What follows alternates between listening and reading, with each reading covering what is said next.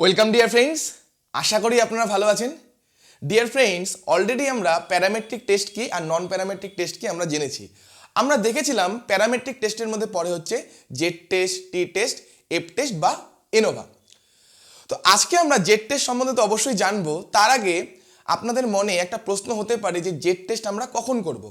আপনারা অনেকেই শুনেছেন যে এরকম একটা শুনেছিলেন বা শুনেছেন যে 30-এর কম যদি স্যাম্পল সাইজ হয়, 30-এর কম যদি স্যাম্পল সাইজ হয়, অর্থাৎ যদি স্মল স্যাম্পল সাইজ হয়, তখন আমরা টি টেস্ট করি।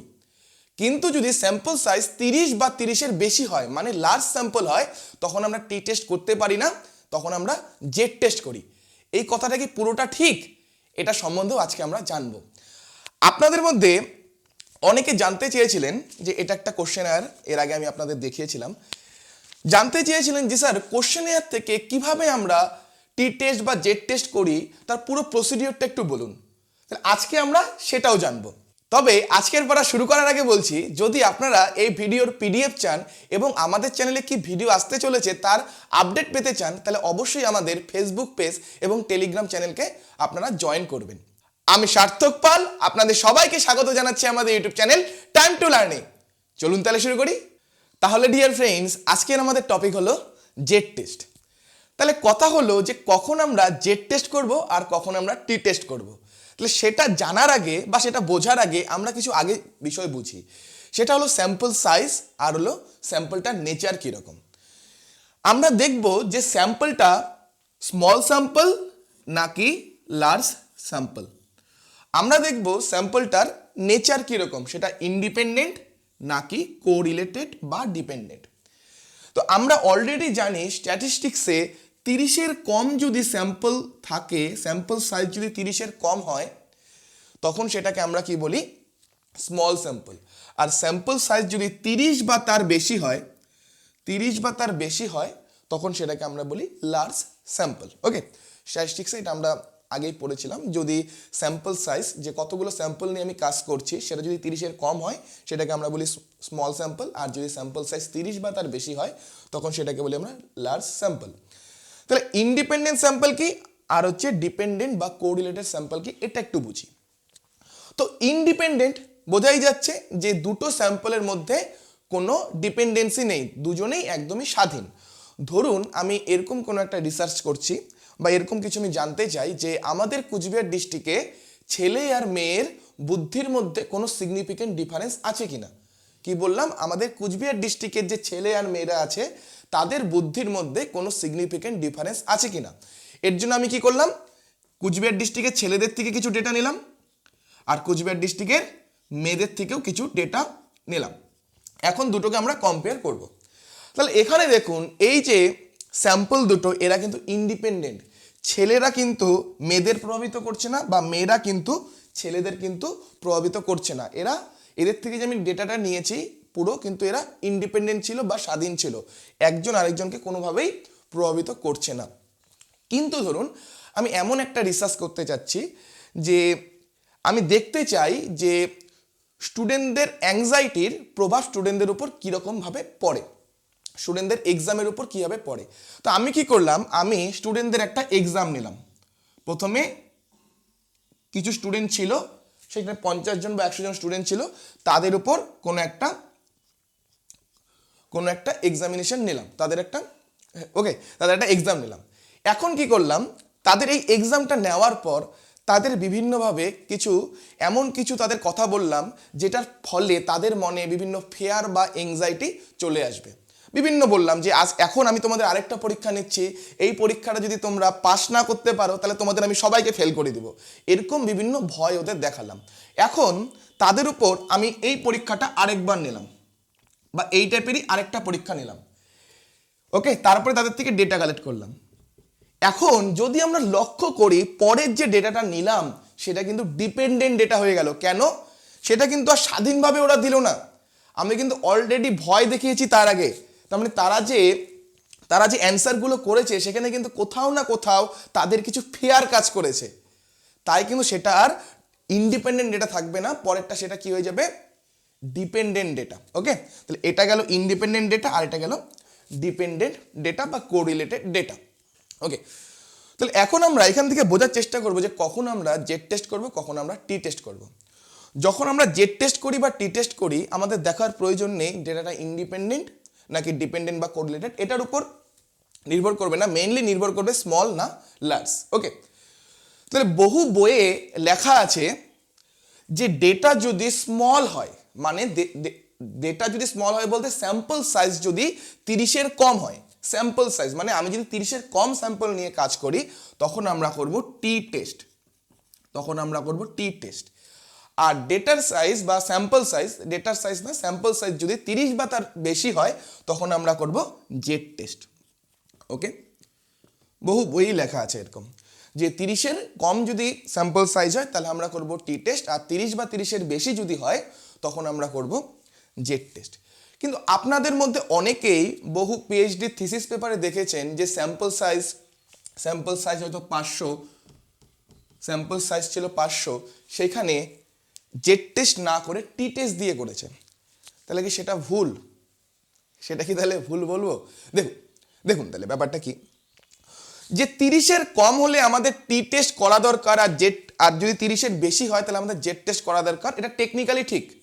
কিন্তু প্র্যাকটিক্যাল সিচুয়েশনে যখন আমরা সেটাকে অ্যাপ্লাই করি, প্র্যাকটিক্যাল সিচুয়েশনে ধরুন যেখানে 500 ডেটা আছে বা 400 ডেটা আছে, এরকম অনেক বড় লার্জ ডেটা নিয়ে আমরা কাজ করছি, তখন যখন প্র্যাকটিক্যাল সিচুয়েশনে আমরা টি টেস্টের মাধ্যমে কোনো কিছুকে ক্যালকুলেট করছি বা জেড টেস্টের মাধ্যমে ক্যালকুলেট করছি, তখন দেখা যায় যে রেজাল্টটা আসে সেটা ওভারঅল প্রায় একই রকম রেজাল্ট চলে আসে, তাদের মধ্যে কোনো ডিফারেন্স থাকে না।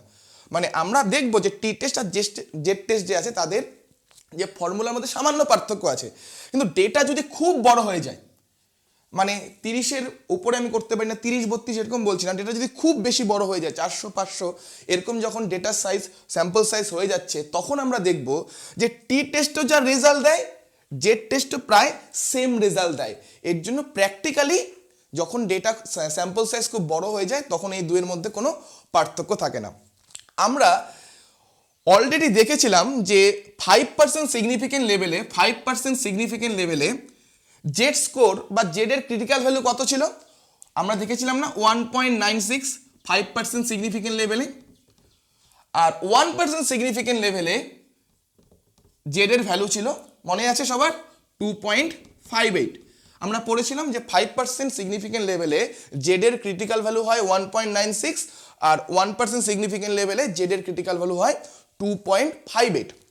তো এখন আমি আপনাদের একটা চার্ট দেখাচ্ছি, দেখুন এটা হচ্ছে টি টেস্টের চার্ট। টি টেস্টের মাধ্যমে যখন আমরা পরবর্তী দিনে করব তখন যেভাবে আমরা টি টেস্টের টেবিলটাকে দেখব, সেটাতে দেখুন যখন ডেটার সাইজ দেখুন 400-500 হয়ে যাচ্ছে, 400-500-র দিকে চলে যাচ্ছে, তখন দেখুন 5% সিগনিফিকেন্ট লেভেল আর 1% সিগনিফিকেন্ট লেভেলে দেখুন টি আর জেডের ক্রিটিক্যাল ভ্যালুর মধ্যে খুব একটা পার্থক্য থাকে না।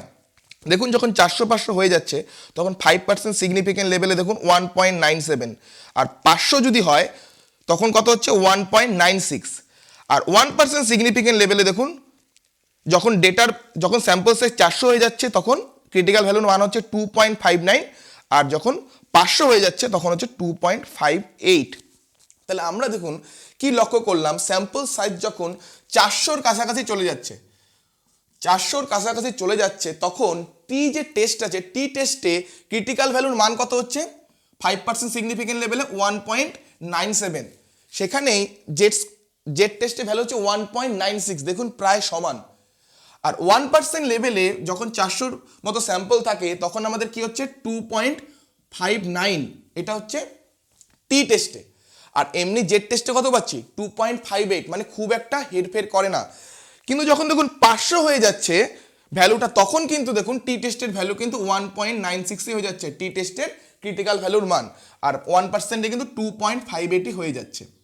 এর জন্যই আমি বললাম যে টেকনিক্যালি আমাদের মানে 30-এর কম হলে টি টেস্ট করা দরকার, আর 30-এর বেশি হলে জেড টেস্ট করা দরকার।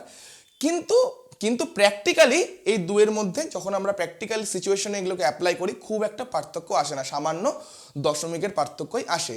আমি নিজেও বাড়িতে একটা করে দেখেছিলাম যে বইয়ে জেড টেস্ট দিয়ে করা আছে, আমি দেখি তো সেটাকে টি টেস্ট দিয়ে করা যায় কিনা, আমি দেখলাম যে সামান্য পয়েন্টের হেরফের আসে, খুব একটা চেঞ্জেস আসে না। ওকে, তাহলে পরীক্ষায় যদি কখনো প্রশ্ন করা হয়, যদি এমসিকিউ থাকে যেখানে বলা আছে যে স্যাম্পল সাইজটা 30-এর বড়, আমি দেখছি হয় টি টেস্ট বা জেড টেস্টের মধ্যে একটাই আমি অ্যান্সারকে চুজ করতে পারবো, তখন অবশ্যই আমরা লিখবো কি জেড টেস্ট, যেহেতু স্যাম্পল সাইজ 30-এর বড়। টেকনিক্যালি সেটা ঠিক, কিন্তু যদি কখনো আমাদের জিজ্ঞাসা করা হয় তাহলে আমরা এভাবে অ্যান্সারটা করতে পারি যে টেকনিক্যালি দেখা যায় যে 30-এর কম যদি স্যাম্পল হয় তাহলে আমরা টি টেস্ট করবো, আর 30 বা 30-এর বেশি যদি স্যাম্পল সাইজ থাকে তখন আমরা জেড টেস্ট করব। কিন্তু স্যাম্পল সাইজ যদি খুব বেশি বড় হয়ে যায় তখন টি টেস্ট আর জেড টেস্টের যে প্র্যাকটিক্যাল ভ্যালু বা সেটাকে ক্যালকুলেশনের মাধ্যমে, যখন আমরা টি টেস্ট বা জেড টেস্ট ক্যালকুলেশনের মাধ্যমে কোনো ভ্যালু বের করি তাদের মধ্যে খুব একটা ডিফারেন্স থাকে না, আমরা সেটাকে এভাবে বলতে পারি। তো অঙ্কে যাচ্ছি, অঙ্কে যাওয়ার আগে আরেকটা প্রশ্ন যে স্যার আপনারা আমাকে করেছিলেন যে স্যার টি টেস্ট বা জেড টেস্টকে কীভাবে আমরা পুরোপুরি ক্যালকুলেট করি একটা কোশ্চেনারের মাধ্যমে, পুরো প্রসেসটা একটু বলুন, সেটা এখন আমরা জানবো। চলুন তাহলে। ডিয়ার ফ্রেন্ডস, এটা একটা কোশ্চেনার, অলরেডি আমি আপনাদের দেখিয়েছি কোশ্চেনারের ভিডিওতে যে কোশ্চেনারের মাধ্যমে কীভাবে ডেটা কালেক্ট করতে হয়, সেই ভিডিওতে আমি অলরেডি দেখিয়েছি। এখানে অনেকগুলো প্রশ্ন দেওয়া থাকে। যখন আমরা এই কোশ্চেনারগুলোকে বাই করি, কিনি, তখন এই কোশ্চেনারগুলোর সাথে একটা ম্যানুয়াল আসে, যে ম্যানুয়ালে পুরো ডিটেলসে লেখা থাকে যে কিভাবে আমরা এই কোশ্চেনারটাকে অ্যানালাইজ করব। মানে ধরুন এই কোশ্চেনারের যে প্রথম প্রশ্নটা আছে সেটা কি আছে, are you always afraid of something in your school? তুমি কি তোমার বিদ্যালয়ে কোনো কিছুর ভয় অনুভব করো? অপশন আছে অলওয়েজ, সামটাইমস, নেভার। এর পরের প্রশ্নটা আছে do you afraid meeting your classmates? তুমি কি তোমার ক্লাসমেটদের মিটিং করতে বা সাক্ষাৎ করাটাকে কি অ্যাভয়েড করো? এটা তো অপশন আছে অলওয়েজ, সামটাইমস, নেভার। ঠিক আছে, তাহলে যেমন প্রথম প্রশ্নটা করলাম যে তুমি কি স্কুলে কোনো কিছুর ভয় অনুভব করো, তিনটা অপশন দেওয়া ছিল অলওয়েজ, সামটাইমস, নেভার। তো যখন আমরা এটাকে অ্যানালাইজ করি, আমরা কোনো একটা পার্টিকুলার স্টুডেন্টের ডেটাটা নেই, কোনো একটা পার্টিকুলার স্টুডেন্টের থেকে, তো দেখি যে স্টুডেন্টটা এই প্রশ্নে কি অ্যান্সার করেছে, ও অলওয়েজ দিয়েছে না সামটাইমস দিয়েছে না নেভার দিয়েছে। আমি যে ম্যানুয়ালের কথাটা বললাম, যেখানে পুরো প্রসিডিওরটা লেখা থাকে, সেখানে পুরো বলা থাকে যে এই প্রশ্নের অ্যান্সার যদি কোনো স্টুডেন্ট অলওয়েজ দেয় তাহলে তাকে আমরা এর এগেনস্টে কত নাম্বার দিব, যদি সামটাইমস দেয় তাহলে কত নাম্বার দিব, আর যদি নেভার দেয় তাহলে নেভারের এগেনস্টে তাকে আমরা কত নাম্বার দিব। ধরুন কথার কথা বলা আছে, যদি এই পার্টিকুলার প্রশ্নটা কোনো স্টুডেন্ট অলওয়েজ অ্যান্সার দেয় তাহলে তাকে দিতে হবে 3 নাম্বার, সামটাইমস বললে 2 নাম্বার, আর নেভার বললে তাকে দিতে হবে 1 নাম্বার। ওকে, তাহলে আমরা দেখি সে কিসে অ্যান্সার করেছে, দেখলাম যে সামটাইমস অ্যান্সার করেছে, তখন আমরা কি করব যে এই কোশ্চেনের এগেনস্টে স্টুডেন্টটাকে দেব 2 নাম্বার, সেই পার্টিকুলার স্টুডেন্টটাকে। ওকে, তারপর আবার সেই স্টুডেন্টটাই দেখলাম যে 2 নম্বর প্রশ্নটা কি অ্যান্সার করলো। 2 নম্বর প্রশ্নটা ছিল যে তুমি কি তোমার ক্লাসমেট যারা আছে তাদের সাথে সাক্ষাৎকারকে অ্যাভয়েড করো। সেই প্রশ্নের অ্যান্সারগুলোও যে অলওয়েজ দিলে 3 নম্বর, সামটাইমস দিলে 2 আর নেভার দিলে 1 এটাই থাকবে এমন কোনো গ্যারান্টি নেই, সেটা চেঞ্জ থাকতে পারে। হয়তো সেই প্রশ্নটায় এরকম আছে যে সেই প্রশ্নটার অ্যান্সার যদি স্টুডেন্টটা অলওয়েজ দেয় তাহলে তাকে দিতে হবে 1 নাম্বার, সামটাইমস দিলে দিতে হবে 2 নাম্বার, আর যদি নেভার দেয় তাহলে তাকে দিতে হবে 3 নাম্বার। ওকে, তাহলে এখানে আমরা কি করব, আমরা আবার দেখব স্টুডেন্টটা কি অ্যান্সার করেছে। দেখলাম স্টুডেন্টটা নেভারে অ্যান্সার করেছে, তাহলে আমরা স্টুডেন্টকে কত নাম্বার দেব, 3 নাম্বার। ওকে, তাহলে এইভাবে প্রত্যেকটা প্রশ্ন আমরা দেখব। প্রত্যেকটা প্রশ্ন দেখলাম, দেখা গেল কোনো একটা পার্টিকুলার কোশ্চেনারে, কোনো একটা এরকম একটা পার্টিকুলার কোশ্চেনারে কোনো একটা স্টুডেন্ট মার্কস পেয়েছে 100। ওকে, তাহলে তার মার্কস কত হলো 100। এরকম তারপরে আমরা আরেকটা স্টুডেন্টের দেখলাম যে সে কত মার্কস পেয়েছে, তারপরে আমরা ক্যালকুলেশন করে দেখলাম তার মার্কসটা আসলো 110। এরকম আরেকটা দেখলাম কত আসলো 105, আরেকটা দেখলাম 95। এইভাবে আমরা দেখব আমার স্যাম্পল সাইজ কত আর আমাকে সেখান থেকে কতগুলো ডেটা নিতে হবে। হয়তো সেই স্কুল থেকে আমার 10টা স্যাম্পল কালেক্ট করতে হবে, ঠিক আছে, তাহলে আমি 10টা স্টুডেন্টকে র্যান্ডমলি বা স্ট্র্যাটিফাইড স্যাম্পলিংয়ের মাধ্যমে বেছে নিলাম, তাদেরটা আমি ক্যালকুলেশন করলাম, আমি দেখলাম তাদের এরকম ভ্যালু আসলো।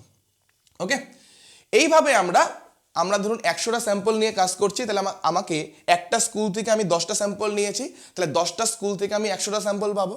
একটা স্কুল থেকে 10টা নিয়েছি, তাহলে এরকম আরও 10টা স্কুল, মোট 10টা স্কুল থেকে আমি 100টা স্যাম্পল নিলাম। তাহলে দেখলাম 100টা স্যাম্পলের মান কত আসলো, কারো 100, কারো 110, কারো 105, কারো 95, এইভাবে 100টা স্যাম্পলের আমরা মান বের করলাম। 100টা স্যাম্পল কতটা স্কোর করেছে মান বের করলাম। এরপরে এই স্কোরগুলোর আমরা মিন বের করব। ওকে, মিন বের করব। আবার এই স্কোরগুলোর থেকেই আমরা স্ট্যান্ডার্ড ডেভিয়েশন বের করব। অলরেডি আমরা শিখেছি এইভাবে স্কোর থাকলে কীভাবে আমরা মিন বা স্ট্যান্ডার্ড ডেভিয়েশন বের করতে পারি। তো মিন আর স্ট্যান্ডার্ড ডেভিয়েশন যখন আমরা বের করে ফেললাম তখনই আমরা সেটাকে টি টেস্ট বা জেড টেস্টের মাধ্যমে ক্যালকুলেশন করতে পারি। তো একটু পরে আমরা এখনই দেখব যে মিন বা স্ট্যান্ডার্ড ডেভিয়েশন জানা থাকলে কিভাবে আমরা টি টেস্ট বা জেড টেস্ট করতে পারি, এখনই আমরা দেখব। ওকে, তো এইভাবে পুরো প্রসিডিওরটাকে করা হয়। তো এইভাবেই আমরা বলতে পারি যে কোয়ালিটেটিভ ডেটাকে, এটা ছিল একটা কোয়ালিটেটিভ ডেটা, কোয়ালিটেটিভ ডেটাকে কোয়ান্টিটেটিভ ডেটায় কনভার্ট করা হয় এইভাবে। তো এখন আমরা জেড টেস্টের দুটো প্রবলেমকে সলভ করব। চলুন তাহলে ডিয়ার ফ্রেন্ডস, এখন আমরা জেড টেস্টের মাধ্যমে দুটো প্রবলেমকে আমরা সলভ করব। তাহলে জেড টেস্ট আমরা কখন অ্যাপ্লাই করতে পারি? আমরা দেখলাম যখন আমাদের স্যাম্পল সাইজ 30 বা 30-এর উপরে হচ্ছে তখন আমরা জেড টেস্টকে ইউজ করতে পারি। আরেকটা আমরা দেখব যে আমরা যে দুটো স্যাম্পল সাইজ আমরা নিয়েছি, ধরুন আমরা দুটো গ্রুপ নিয়েছি, সেই দুটো গ্রুপের মিনের মধ্যে কোনো সিগনিফিকেন্ট ডিফারেন্স আছে কি না এটা যখন আমাদের টেস্ট করতে হবে তখন আমরা জেড টেস্টকে ইউজ করতে পারি। তাহলে কি বললাম? স্যাম্পল সাইজ 30 বা 30-এর বেশি, আর কি যে দুটো স্যাম্পল আমরা নিয়েছি, আমি উদাহরণে আসছি, তাদের মিনের মধ্যে কোনো সিগনিফিকেন্ট ডিফারেন্স আছে কিনা, বা আমি যদি একটা গ্রুপ স্যাম্পল নেই তাদের মধ্যেও কোনো সিগনিফিকেন্ট ডিফারেন্স আছে কিনা সেটা যখন আমরা নির্ণয় করতে চাই তখন আমরা কি করব? তখন আমরা জেড টেস্ট ইউজ করব। তাহলে ধরুন আমি একটু আগে একটা উদাহরণ দিয়েছিলাম যে আমাদের কুচবিহার ডিস্ট্রিক্টে ছেলে আর মেয়েদের বুদ্ধির মধ্যে কোনো সিগনিফিকেন্ট ডিফারেন্স আছে কিনা, এর জন্য আমরা কি করলাম? ছেলেদের থেকে ডেটা নিলাম আর কি করলাম? মেয়েদের থেকে ডেটা নিলাম। তাহলে এইভাবে আমরা ধরুন 50টা ছেলের থেকে ডেটা নিলাম। তাহলে 50টা ছেলের থেকে ডেটা নেওয়ার পর তার আমরা মিন পাবো, তার আমরা এইচডি পাবো। একই রকমভাবে 50টা মেয়ের থেকে আমি ডেটা নিলাম, তারও আমরা মিন পাবো, এইচডি পাবো। এখন আমরা এই মিন দুটোর মধ্যে কোনো সিগনিফিকেন্ট ডিফারেন্স আছে কিনা সেটা যদি আমরা চেক করতে চাই, ডেটার ভ্যালু যেহেতু 30 বা 30-এর উপরে, এর জন্য আমরা কি করব? জেড টেস্টকে ইউজ করব। ওকে, বোঝা গেল? এই একটা মিন, এখানে এইচডি থাকবে, এরকম ক্ষেত্রে আমরা জেড টেস্টকে ইউজ করতে পারি। তো আমাদের অঙ্কে আসছি, জেড টেস্টের অঙ্কে। তো প্রবলেমটা কি আছে জেড টেস্টের ক্ষেত্রে দেখুন। তো সবার আগে প্রবলেমটা জানার আগে আমরা জেড টেস্টের যে সূত্রটা আছে সেটাকে একটু দেখি। জেড সমান কি আছে? Difference between means by standard error of difference between means. এখানে অনেক বইয়ে আপনারা দেখবেন জেড সমান m1 মাইনাস m2 দেওয়া, মানে প্রথম মিন মাইনাস দ্বিতীয় মিন, মানে প্রথম গ্রুপের মিন মাইনাস দ্বিতীয় গ্রুপের মিন, মানে বিয়োগ চিহ্ন দিয়ে অনেক সময় আপনারা দেখবেন লেখা থাকে। ওকে, তো এটা মনে রাখবেন, বিয়োগ হবে না, এখানে হচ্ছে ডিফারেন্স চিহ্ন আমাদের দিতে হবে। মানে যেটা বড় সেটাকে আগে রাখবো, যেটা ছোট সেটাকে পরে রাখবো। যদি প্রথম গ্রুপের মিন বড় হয় তাহলে সেটাকে আগে রাখবো, যদি প্রথম গ্রুপের মিন ছোট হয় তাহলে সেটাকে পরে রাখবো। ওকে, এটা আমাদের মাথায় রাখতে হবে। ওকে, আর নিচে যে আমরা এইচডিটা লিখেছি সেটা কি? Standard error of difference between means. এখানে আমরা মনে রাখবো, আমরা এর আগে যে স্ট্যান্ডার্ড এরর কিভাবে বের করতে হয় সেটা শিখেছি, সেটা এখানে কাজে লাগবে। আমরা একটা গ্রুপের ক্ষেত্রে স্ট্যান্ডার্ড এরর কিভাবে বের করতে হয় সেটা শিখেছি। তাহলে দুটো গ্রুপের যদি স্ট্যান্ডার্ড এরর আমরা জানি, সেটাকে আমরা কিভাবে কম্বাইন করে একটা স্ট্যান্ডার্ড এররে নিয়ে আসবো সেটা এখানে আমরা শিখবো। তাহলে আজকে সবার আগে প্রবলেমটা দেখি, প্রবলেমটা কি আছে। আজকের প্রবলেমটা দেখি, এখানে কীভাবে এইচডি ক্যালকুলেট করতে হয়, স্ট্যান্ডার্ড এরর ক্যালকুলেশন করতে হয় সেটা বলা আছে, এটা আমরা আসছি একটু পরে। অঙ্কটা কি আছে দেখুন, প্রবলেমটা এটা হচ্ছে টু টেইল টেস্ট, আপনারা দেখলেই বুঝতে পারবেন। দেখুন এররটা যে কোনো দুদিকেই যেতে পারে, এর জন্য এটা স্ট্যান্ডার্ড, এখানে হচ্ছে টু টেইল টেস্ট করার কথা বলা হয়েছে, এটা two tail test. A science teacher wanted to know the relative effectiveness of lecture cum demonstration method over the traditional lecture method. মানে একজন টিচার কি দেখতে চায়, একজন সায়েন্স টিচার, যে লেকচার মেথড ভালো বেশি নাকি ট্র্যাডিশনাল লেকচার মেথড ভালো, লেকচার কাম ডেমনস্ট্রেশন মেথড বেশি ভালো নাকি সিম্পল লেকচার মেথডই ভালো। He divided his class into equal random groups A and B and taught group A by lecture cum demonstration method and group B by lecture method। তার মানে কি করলো, সে তার যে ক্লাসের যে স্টুডেন্টরা আছে তাদের সমান দুভাগে ভাগ করলো, একটা গ্রুপ এ একটা গ্রুপ বি। এ গ্রুপকে কি করলো, সে লেকচার কাম ডেমনস্ট্রেশন মেথডের মাধ্যমে পড়ালো, এবং বি গ্রুপকে কি লেকচার মেথডের মাধ্যমে তাদের পড়ানো হলো। আফটার টিচিং ফর 3 মান্থস, এবার 3 মাস পড়ানো হলো, he administered an achievement test to both groups, মানে তাদের কোনো একটা এক্সাম নেওয়া হলো দুজনকেই। The data collected were as under, মানে দেখা গেল যে গ্রুপ এ যে আছে, এই যে গ্রুপ এ, তাদের মিন আসলো 43, এইচডি আসলো 8, আর সেখানেও কয়জন ছাত্রছাত্রী ছিল 65 জন। আর গ্রুপ বি যে আসলো তাদের 30, এইচডি আসলো 7, আর তাদের সেখানেও ছিল 65 স্টুডেন্ট। তাহলে from this data what do you conclude about the effectiveness or supremacy of one method of the teaching other over the other? তার মানে এখানে আমাদের কি দেখতে হবে যে কোন মেথডটা বেশি ভালো। আমি অলরেডি এর আগের ভিডিওগুলোতে আপনাদের বলেছি, যখন আমরা কোনো এক জায়গায় একটা গ্রুপের ক্ষেত্রে মিন পাই 31, আরেকটা গ্রুপের ক্ষেত্রে মিন পাই 30, সেখানে ডিফারেন্স তো থাকে, কিন্তু সেই ডিফারেন্সটা আদৌ সিগনিফিকেন্ট কিনা, উল্লেখযোগ্য কিনা, সেটা কিন্তু আমরা টেস্ট না করে বলতে পারি না, এটা আমি আপনাদের বলেছিলাম। তো এখানেই দেখুন যে গ্রুপ এ এর মিন আসলো 43, গ্রুপ বি এর মিন আসলো 30। তাহলে এখানে গ্রুপ এ দেখতে পাচ্ছি যে গ্রুপ এ স্টুডেন্টরা ভালো রেজাল্ট করেছে, মিনের রেজাল্ট ভালো, কিন্তু এখান থেকে শুধু আমরা সিম্পলি বলে দিতে পারি না যে এটার মধ্যে সিগনিফিকেন্ট ডিফারেন্স আছে কিনা। তো এক্ষেত্রে আমরা কি করতে পারি, এক্ষেত্রে আমরা জেড টেস্টের মাধ্যমে দেখতে পারি। আমরা দেখব যে এখানে হচ্ছে জেড টেস্ট ক্যালকুলেশন করে ভ্যালুটা কি আসে। যদি দেখি ক্রিটিক্যাল যে ভ্যালু জেড টেস্টে তার থেকে কম আসে, জেডের ভ্যালু যদি ক্রিটিক্যাল যে ভ্যালু 5% বা 1% সিগনিফিকেন্ট লেভেলে, তার থেকে জেডের ভ্যালু যদি কম আসে তাহলে আমরা বলবো নো সিগনিফিকেন্ট ডিফারেন্স। আর যদি বেশি চলে আসে, ক্রিটিক্যাল ভ্যালুর থেকে জেডের ভ্যালু ক্যালকুলেশন করে মানটা যদি বেশি চলে আসে, তাহলে আমরা বলবো সিগনিফিকেন্ট ডিফারেন্স আছে। তাহলে এটাকে এখন আমরা প্রবলেমটাকে সলভ করব। তাহলে প্রবলেমটা সলভ করার জন্য আমরা দেখলাম কি জেড সমান সমান কি m1 মাইনাস m2, অথবা আমরা কি বলবো এদের ডিফারেন্স যেটা বড়। যদি প্রথম গ্রুপ, এখানে প্রথম গ্রুপটা কি আছে এ, তাই এখানে প্রথম গ্রুপের মিন হচ্ছে 43, দ্বিতীয় গ্রুপের মিন হচ্ছে 30, তাই আমরা বলতেই পারি যে m1টা বড়, তাই আমরা কি করবো 43 মাইনাস 30 করবো। ইন কেস যদি প্রথম গ্রুপটা যদি 30 হতো আর দ্বিতীয় গ্রুপটা যদি 43 হতো, তাহলে আমরা 43 মাইনাস 30 করতাম, মানে দ্বিতীয় গ্রুপের মিন মাইনাস প্রথম গ্রুপের মিনই করতাম। ওকে, তাহলে এখানে আমরা কিভাবে সলভ করব? এখন দেখুন উপরের ভ্যালুটা অলরেডি আমরা জানি, মানে m1 minus m2 value already আমরা জানি। তাহলে m1 মাইনাস m2 কত হবে আমরা ক্যালকুলেশন করে ফেলি। m1 মাইনাস m2, তাহলে m1 হচ্ছে 43 আর m1 হচ্ছে 43 আর m2 হচ্ছে 30, দ্বিতীয় গ্রুপের মিন। তাহলে এখানে ক্যালকুলেশন করে কত পেলাম? 13 পেলাম। এখন এই যে আপনারা দেখতে পাচ্ছেন সিগমা ডি, এই সিগমা ডি ক্যালকুলেশন করার জন্য আমাদের প্রথম গ্রুপের স্ট্যান্ডার্ড এরর লাগবে, দ্বিতীয় গ্রুপের স্ট্যান্ডার্ড এরর লাগবে।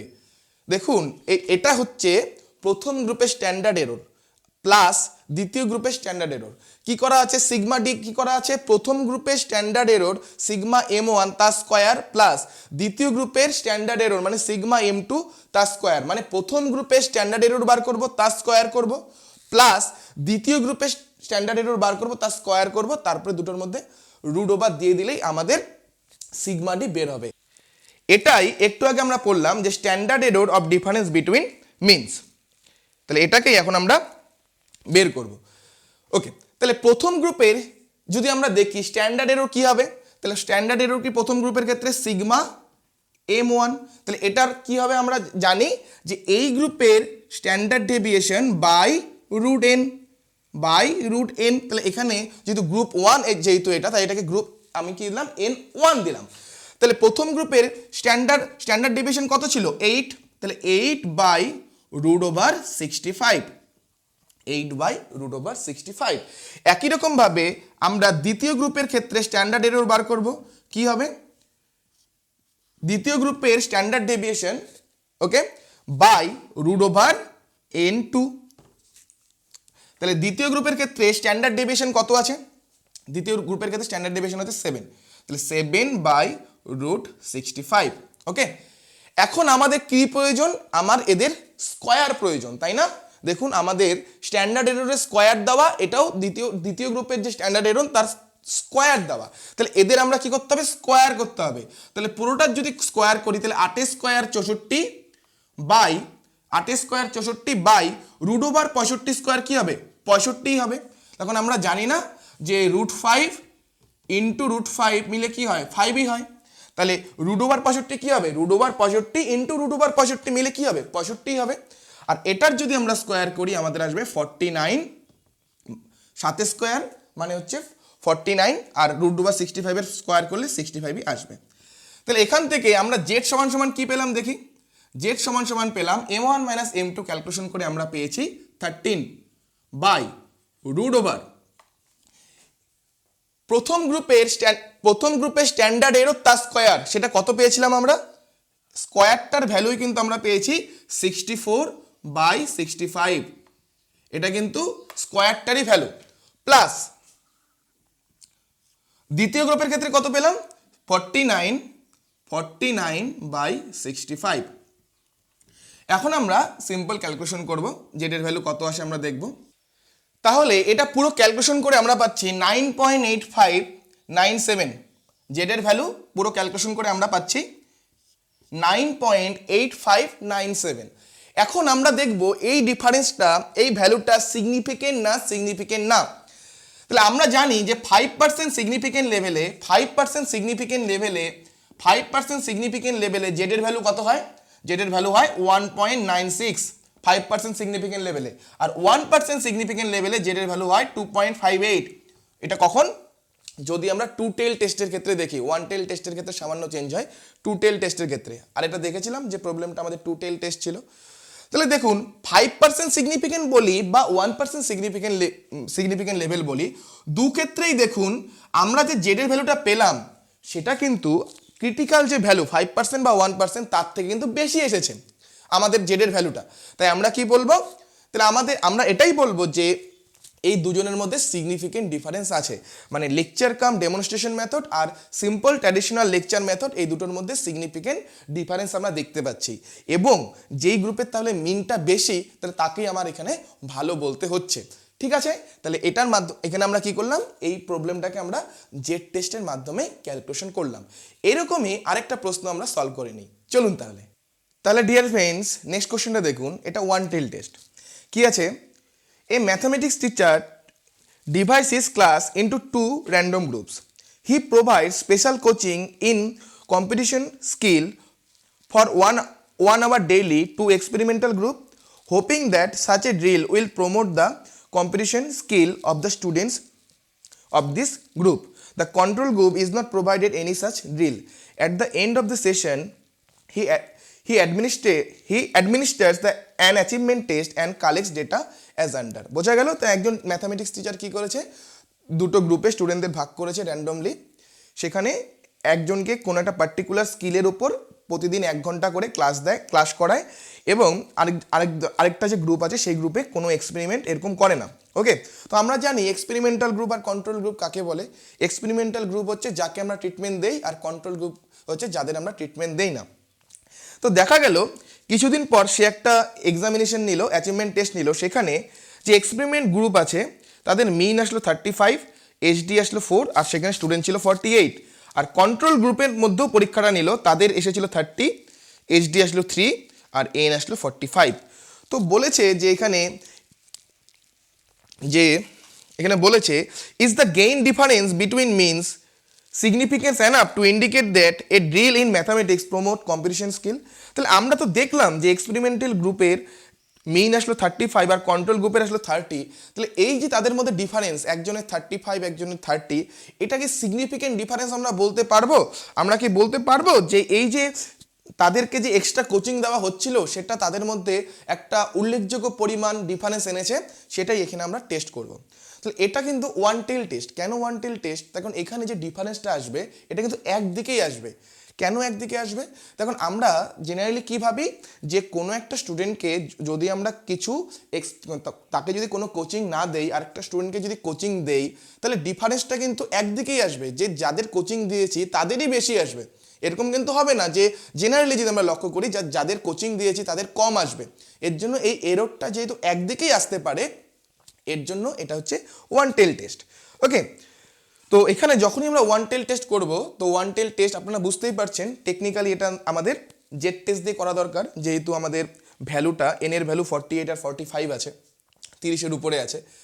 তাহলে দেখুন এই ক্ষেত্রে আমরা কি দেখব 1.65 2.33 কি এটা ক্রিটিক্যাল ভ্যালু, এটা হচ্ছে 1.65 5% সিগনিফিকেন্ট লেভেলে আর 2.33 এটা হচ্ছে 1% সিগনিফিকেন্ট লেভেলে।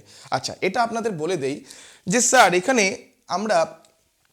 আমরা যে এন এর ভ্যালু কত ধরবো 48 ধরবো না 45 ধরবো, তখন আপনি একটু আগে বলেছিলেন যে স্যার 30-এর কম যদি হয় তাহলে আমরা টি টেস্ট করবো আর 30 বা 30-এর বেশি হলে জেড টেস্ট করবো।